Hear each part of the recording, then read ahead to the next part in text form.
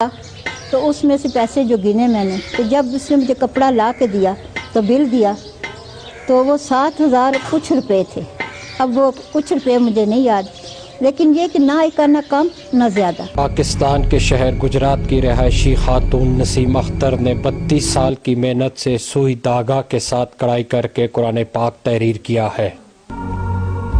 اسلامی دنیا کے اندر یہ ایک ایسا کارنامہ ہے جو شاید اس سے پہلے کبھی کسی نے انجام نہیں دیا اور ممکنہ طور پر مستقبل میں بھی ممکن نظر نہیں آتا ہے۔ مطلب مجھے کھیل کود کا اتنا شوق نہیں تھا، پڑھنے کا سیکھنے کا یہ شوق تھا۔ تو 5 سال کی عمر میں نے قرآن ختم کر لیا۔ تو جب میری والدہ کی نظر تھوڑی کمزور تھی، وہ سلائی کا کام نہیں کر سکتی تھی، تو مجھے بڑا ہی شوق تھا کہ میں اپنی والدہ کی یہ کمی پوری کر دوں۔ تو پورے 10 سال کی عمر میں نے اپنی والدہ کا سوٹ، سب پہلا سوٹ میں نے اپنی والدہ کا سیا۔ جب وہ سوٹ پہنا تو میری ماں بے اختیار ہونا شروع ہو گئی، کروں جو واقعی رہ جائے۔ تو پہلے دن سوچا کہ کچھ صورتیں لکھ کے کڑھائی کرتی ہوں، کڑھائی بہت اچھی تھی، میں نے کہا چلے کچھ صورتیں لکھتی ہوں، کڑھائی کرتی ہوں۔ دوسرے دن کہا نہیں بڑی صورتیں لکھتی ہوں، تیسرے دن کہا نہیں پورا قرآن ہی لکھتی ہوں۔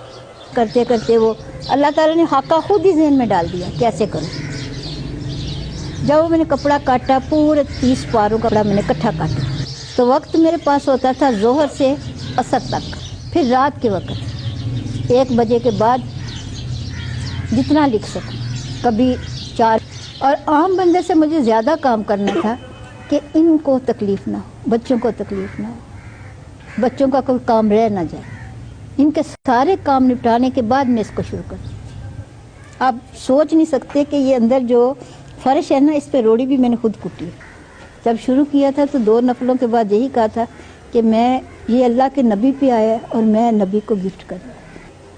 یہ بات آج بھی میری سمجھ سے باہر ہے، یہ کیسے دنیا کے سامنے آ گئی۔ گئی ہوں لے کے قرآن، تو انہوں نے کہا ایک کیوں جلد لائے، پورا کیوں نہیں لائے۔ انہوں نے بڑے اہتمام سے رکھا ہے۔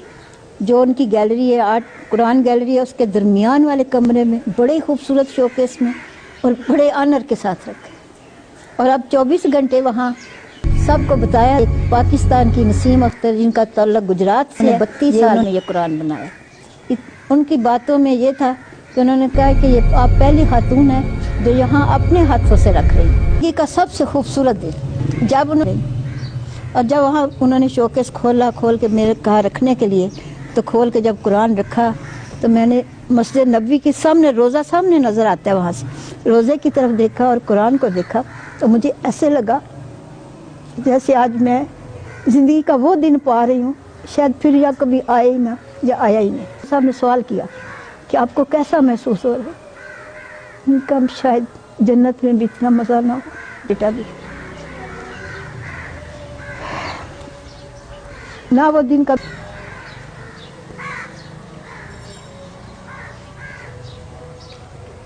وہ دن بہت قیمتی دن تھا۔